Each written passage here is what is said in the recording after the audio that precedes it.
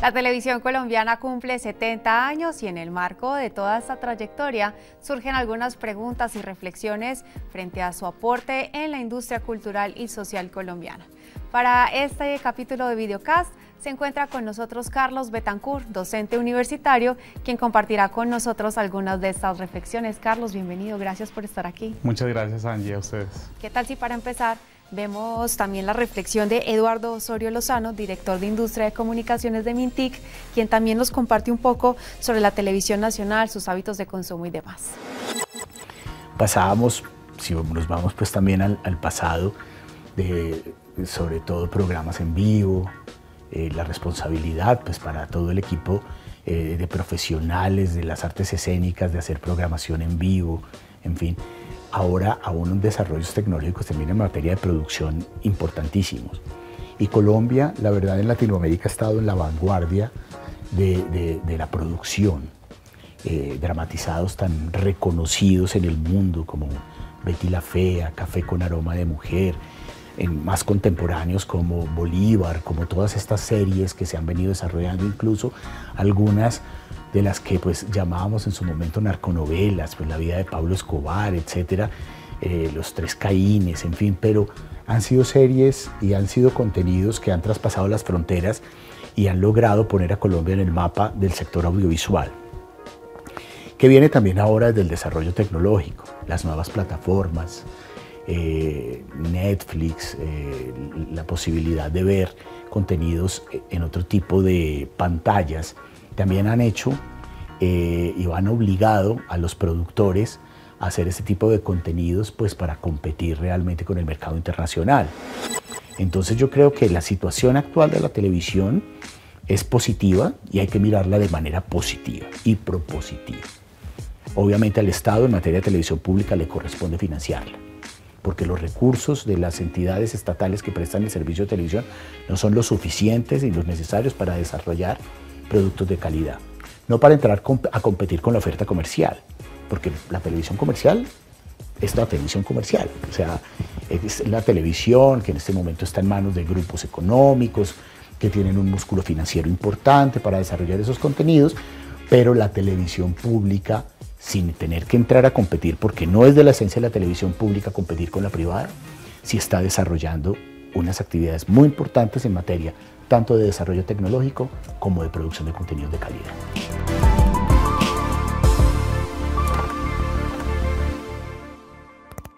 Y para empezar nuestra conversación, acá tengo un dato del informe Digital 2024 Global Overview que dice que más o menos el 38% de los internautas son espectadores de televisión conectada, pero también sabemos que nuestro país todavía no está conectado al 100%.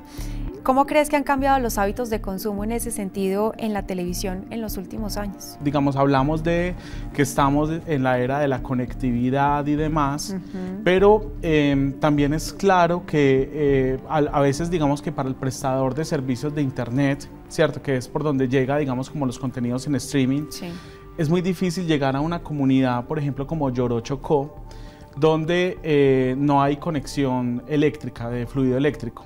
¿Ves? Entonces creo que es una serie, digamos, como de situaciones contextuales que no permiten de alguna manera que se pueda, pues primero, impactar positivamente o al menos con el acceso a las tecnologías estas emergentes que llamamos, y por consiguiente en algunos municipios de Colombia todavía no tenemos, digamos, como unos hábitos transformados, establecidos, metamorfoseados de alguna manera como con el consumo de televisión tradicional. Lo que sí encontramos es, digamos, como unas expectativas muy altas por parte de las comunidades. Sí. Entonces, cuando uno va a indagar como un poco eso, lo que encuentra es que la gente siempre está llamando la atención justamente por mayor conectividad, mayor acceso y demás. Y en municipios que sí los tienen, lo que uno encuentra es, digamos que hay un uso casi obligado de esas tecnologías por condiciones contextuales específicas. Entonces, no sé, como el asunto de utilizar redes sociales, de alguna manera tener WhatsApp.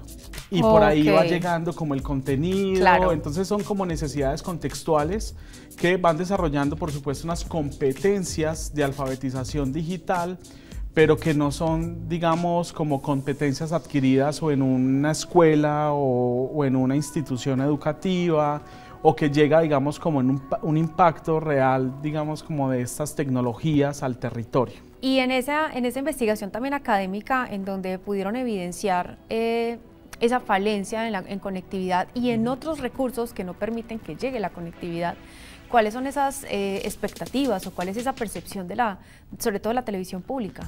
Yo recuerdo mucho, digamos, al profesor Omar Rincón cuando escribió este texto de Manifiesto por una televisión posible, donde nos hablaba, en uno de los puntos del manifiesto decía: la ventaja de una nueva televisión es que todos somos celebrities.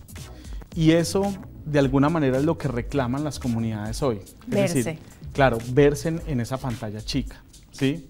Verse poder ver, digamos, su municipio, poder ver su territorio y poder sentirse protagonistas, digamos, de esas historias. Primero llegan, digamos, como estas grandes producciones a través del streaming, ¿sí? Que llegan de a poco, pero van llegando, sí, porque tienen, digamos, como la posibilidad de permear casi todo, ¿cierto? Y frente a eso, por ejemplo, el sistema de medios públicos o RTBC Play, por ejemplo, que ha hecho grandes pasos y demás allí, todavía le cuesta, sí, pero va ahí. Entonces, siento yo que hoy en ámbitos como de la tecnología o de la actualización, digamos, como de todo el sistema de la televisión pública, creo que hay que acercar eso de otros modos, es decir, poder garantizar que con sistemas de conectividad 2G, incluso pues como si no se alcanza, digamos, a esas, digamos, grandes capacidades de transferencia de información, poder establecer, digamos, como puntos específicos con internet satelital y demás, y poder abrir, digamos, como estas aplicaciones para que estas comunidades puedan tener acceso a estos contenidos. Porque luego entonces vamos a encontrarnos en un futuro, digamos, como con unas comunidades y unos televidentes que tienen una formación en consumo audiovisual internacional en medio, digamos, como de un desamparo de conectividad de internet y demás en esos territorios, ¿cierto? Claro. Y ahí también surge otra reflexión y es, bueno, no han tenido la posibilidad de acceder a la televisión pública, pero por otras dinámicas acceden a aplicaciones y plataformas digitales.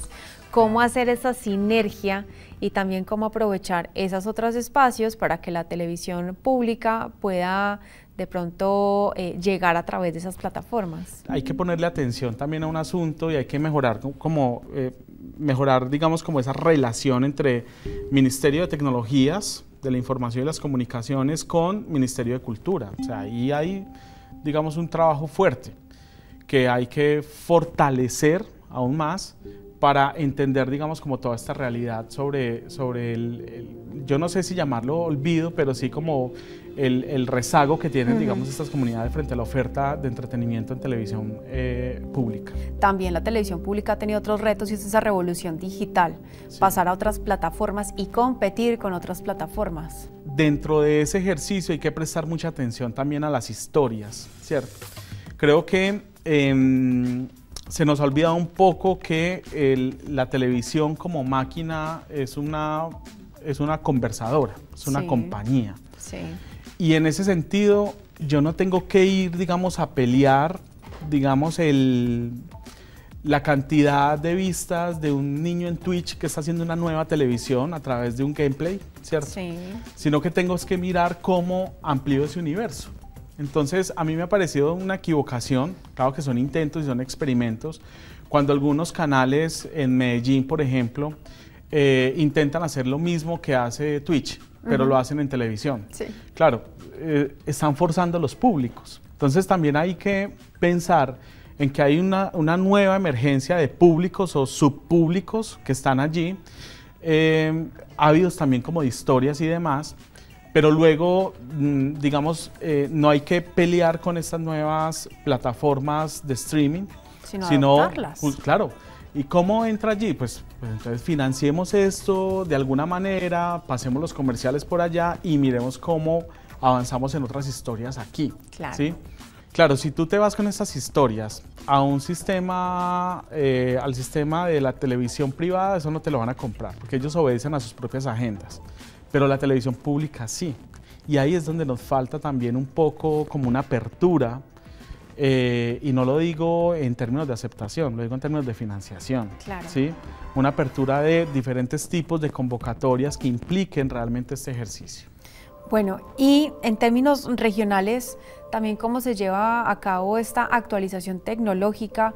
Ya sabemos que hay unos pinitos desde las televisiones regionales, sabemos que hay unas dolencias y hay unas necesidades desde los públicos. Entrar dentro del sistema, digamos, actual de la televisión internacional, eso va a implicar sí o sí que se actualicen equipos, que se actualicen cámaras, sistemas o kit de luces, escenarios y demás.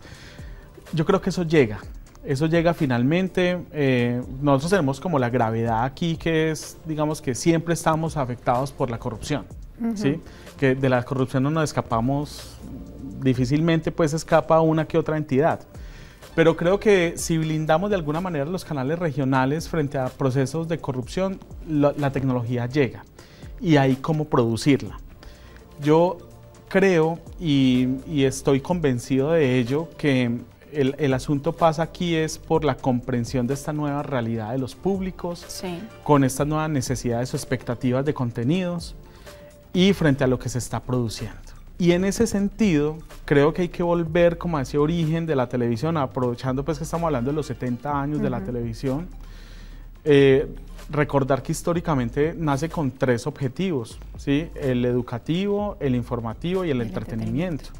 Y creo que a veces lo que nos pasó en los 80 y en los 90, sobre todo en los 80, fue que cuando los académicos migraron a la televisión la volvieron aburridísima, ¿sí? Entonces siento que finalmente, digamos, como que hacer entretenimiento se ha vuelto un asunto muy serio, ¿sí? Que implica mucho esfuerzo intelectual incluso, pero no por intelectualizar la televisión, sino porque hacer un producto entretenido es difícil. Se requiere, claro. Se requiere de mucho. Y creo que esa es una conversación pendiente que tenemos todos.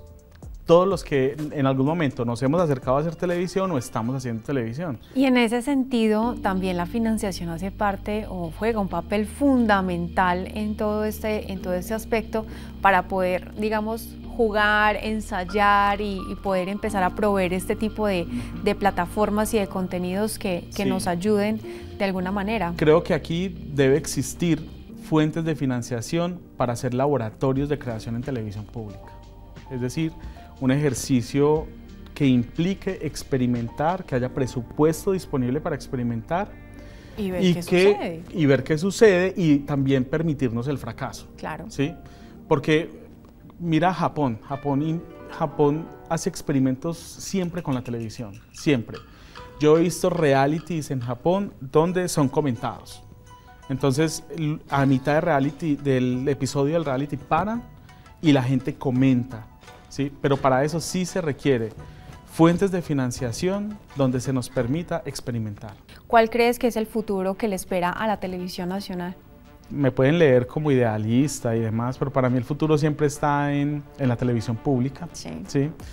Lo digo porque bajo el argumento de que pues, la televisión privada tiene sus propios objetivos y demás. Y creo que realmente poder encontrar la identidad de lo que somos como colombianos puede estar justamente en mirarnos a nosotros mismos a través de la pantalla. Qué linda esa reflexión. Con eso yo creo que ya podemos concluir este capítulo, Carlos, y agradecerte, por supuesto, por todas estas opiniones y este panorama que nos permite seguir explorando los 70 años de la televisión colombiana. Claro que sí. Muchísimas gracias a ustedes. Muy bien, así llegamos al cierre de este capítulo Videocast, en donde seguimos explorando el aporte cultural e histórico de la televisión colombiana en sus 70 años. Este contenido es financiado con recursos del Fondo Único de TIC.